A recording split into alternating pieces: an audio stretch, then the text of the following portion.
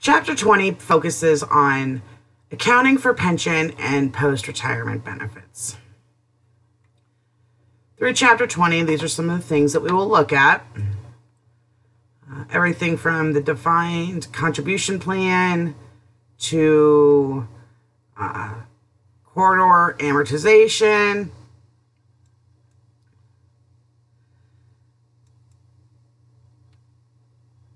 by the time you're done studying this chapter, you should understand the fundamentals of pension plan accounting, be able to use a worksheet for an employer's pension plan entries, describe the accounting and amortization of prior service costs, explain the accounting and amortization for unexpected gains and losses, and describe the requirements for reporting pension plans in the financial statements.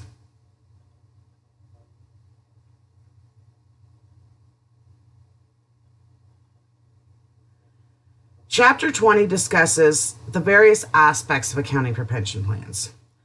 Pension costs are somewhat complicated because of a variety of social concepts, some legal considerations, actuarial techniques, income tax regulations, and varying business philosophies that affect the development and the maintenance of a pension plan.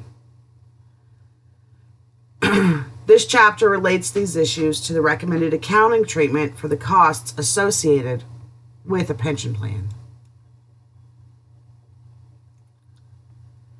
A pension plan is an arrangement whereby an employer provides benefits or payments to employees after they retire for services they provided while they were working. In accounting for a pension plan, consideration must be given to accounting for the employer and accounting for the pension plan itself. The employer makes contributions to the plan over the life of the worker's service. The employee retires. The plan pays benefits to the employee. The concept of a pension plan is relatively simple. How they work is not.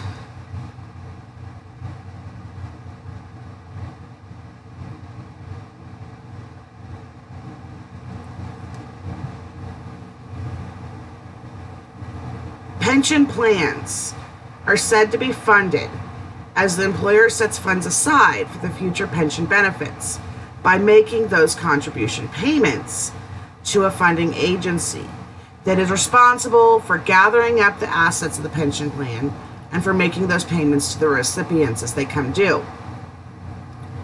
In an insured plan, the funding agency is an insurance company. In a trust plan, the funding agency is a trustee. Pension plans can be contributory, non-contributory. They could be qualified pension plans. There's a lot of differences between the types of pension plans. So we'll talk a little bit about those. The most common type of pension arrangements now are defined contributions and defined benefit plans. In a defined contribution plan, the employer agrees to contribute a certain sum each period based on a formula. The employee bears part of the costs of the stated benefits or voluntarily makes payments to increase their benefits. The formula might consider such factors such as age, length of service, employer's profits, and compensation level. When accounting for a defined contribution plan, it is very, very straightforward. The employer's responsibility is to simply make a contribution each year based on the formula established in the plan. Thus, the employer's annual cost is the amount it's obligated to contribute to the pension trust. If the contribution is made in full each year, no pension asset or liability is reported on the employer's balance sheet. A defined benefit plan, however, defines the benefits that employees will receive at the time of retirement. This makes it a little bit more complicated.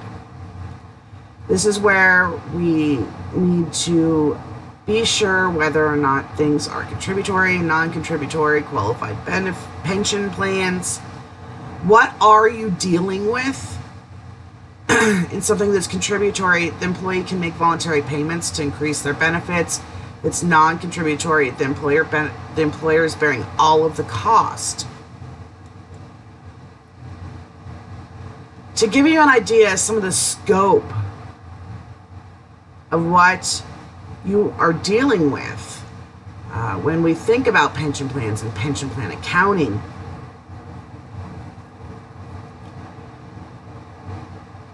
look at the size of the pension fund for General Motors.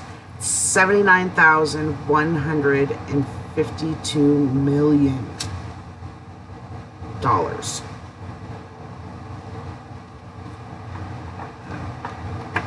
Look at what their 2014 expense was. It was $151 million. Pension plans are no jokes.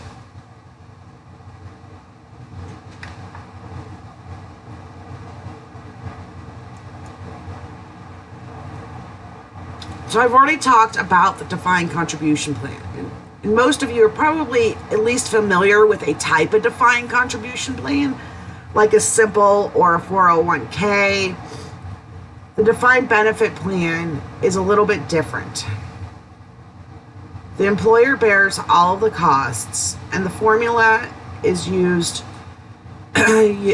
typically based off providing for benefits to be a function of a level of compensation near retirement and of the number of years of service that the employee gave to the organization.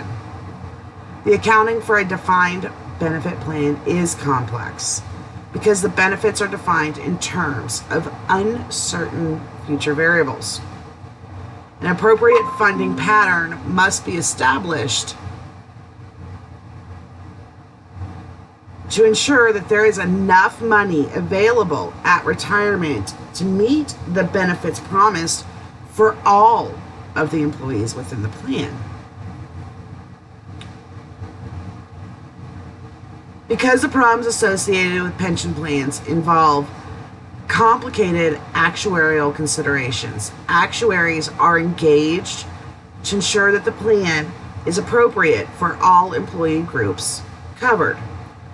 Actuaries will make predictions of mortality rates, employee turnover, interest and earning rates, early retirement frequencies, future salaries, and other factors necessary in order for the pension plan to operate.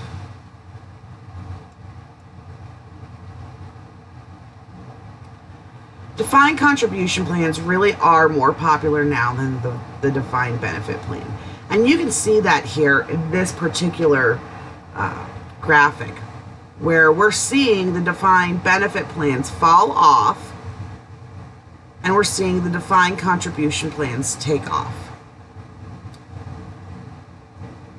In reality, defined contribution plans are typically much more cost effective for the employer, and they do remove the risk from the employer. Once the employer makes the contribution, they no longer have a financial risk associated with the retirement plan.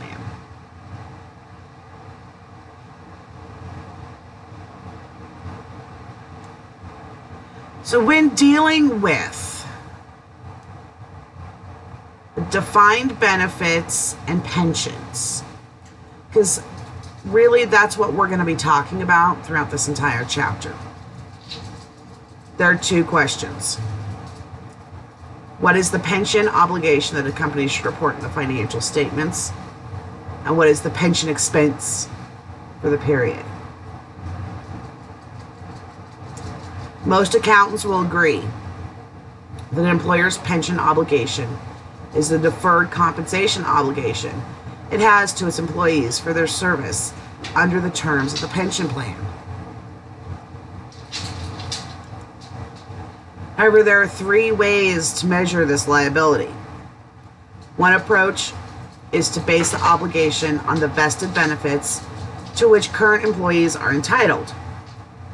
The vested benefits pension obligation is computed using current salary levels and includes only vested benefits. Second approach is the measurement of the pension obligation to base the computation on all years of service performed by employees under the plan, both vested and non-vested, using current salary levels. This measurement of the pension obligation is called the accumulated benefit obligation. And then the third measurement technique bases the computation on both vested and non-vested service using future salaries, because future salaries are expected to be higher than current salaries. This approach is known as the projected benefit obligation, and it results in the largest measurement of the pension obligation. It is also the choice that FASB prefers.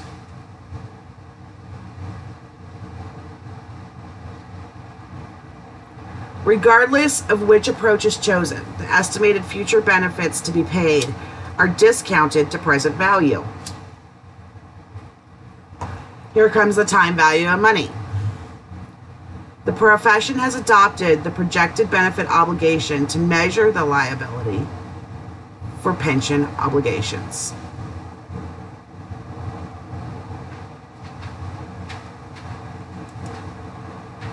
Companies must recognize on their balance sheet the full overfunded or underfunded status of their defined benefit pension plans. The overfunded or underfunded status is measured as the difference between the fair value of the plan assets and the projected benefit obligation.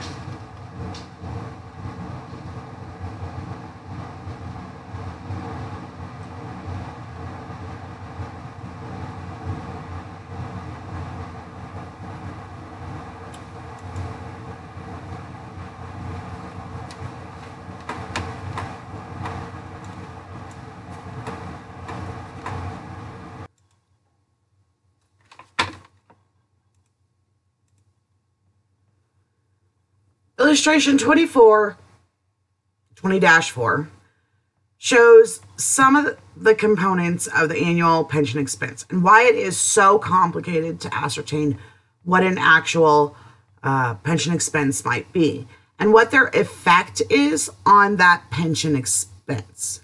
So whether it will increase or decrease that pension expense. We're going to talk about those more in depth as we move forward through the slides. Pension costs should be accounted for on the accrual basis. Accounting for your pension plans requires measurement of the cost and its identification with appropriate time periods. The determination of pension costs is complicated because it's a function of all of these factors. Now let's look at these a little bit more closely. Service cost.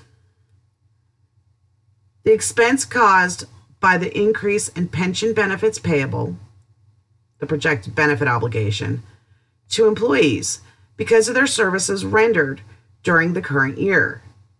Actuaries compute service cost as the present value of the new benefits earned by employees during the year. It is going to have an impact of increasing the expense.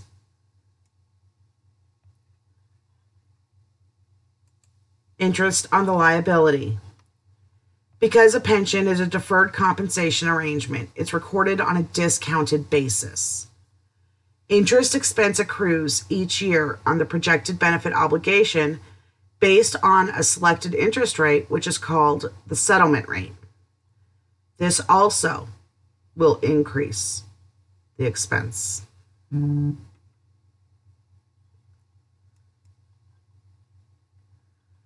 an actual return on plan assets. The annual expense is adjusted for interest and dividends that accumulate within the fund. So the fund is invested, and the interest that that fund receives from its investments and the dividends that accumulate with it as well as increases and decreases in the market value of the fund assets. Computation of the actual return on plan assets is illustrated by taking plan assets ending balance minus plan assets beginning balance less contributions less benefits paid to determine what the actual return on planned assets is. If the actual return on planned assets is positive, there's a gain during the period. It's subtracted in the computation of the pension expense. If the actual return is negative or a loss during the period, then it is added in the computation of the pension expense. So if it has experienced a loss, you have to make up that loss.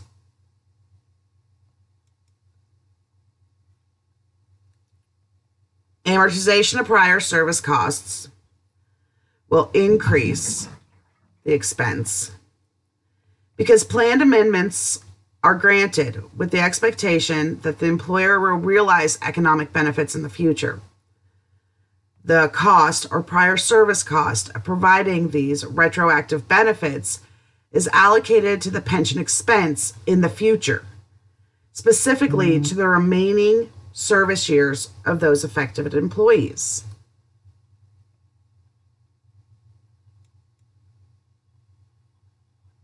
Now, gains or losses can have a positive or a negative effect on the expense. Two items comprise a gain or a loss. One is the difference between the actual return and the expected return on the plan assets. And then the second is amortization of the unrecognized net gain or loss from prior periods.